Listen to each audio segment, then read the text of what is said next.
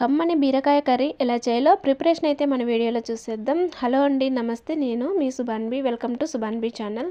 ముందుగా అయితే బీరకాయలు ఇలా సన్నగా కట్ చేసి రెడీగా పెట్టుకోవాలి. తర్వాత స్టవ్ పై పాన్ పెట్టుకొని ఆయిల్ వేసి అందులో సన్నగా కట్ చేసుకున్న ఉల్లిపాయ, కస్తూరి మేతి వేసి గోల్డెన్ కలర్ వచ్చే వరకు వేయించుకోవాలి. తర్వాత అందులో బీరకాయ, సాల్టు, పసుపు వేసి మొత్తం ఇలా బాగా కలుపుకుంటూ మగ్గించుకోవాలి.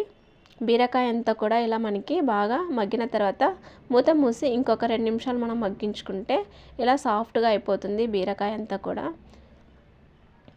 ఇప్పుడు ఇందులో మనము కోర్సుగా దంచుకున్న వెల్లుల్లి పేస్ట్ వేసి బాగా మగ్గించుకోవాలి.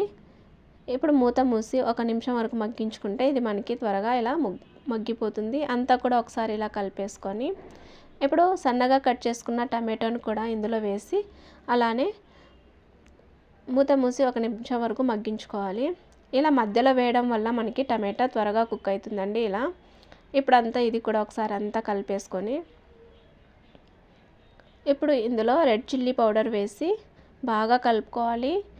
మనం 1 నిమిషం వరకు దీనిని ఇలానే మగ్గించుకోవాలండి. వాటర్ ఏమి ఇప్పుడే వేయకూడదు. ఇలా మొత్తం బాగా కలుపుకున్న తర్వాత మనం వాటర్ వేసుకోవాలి.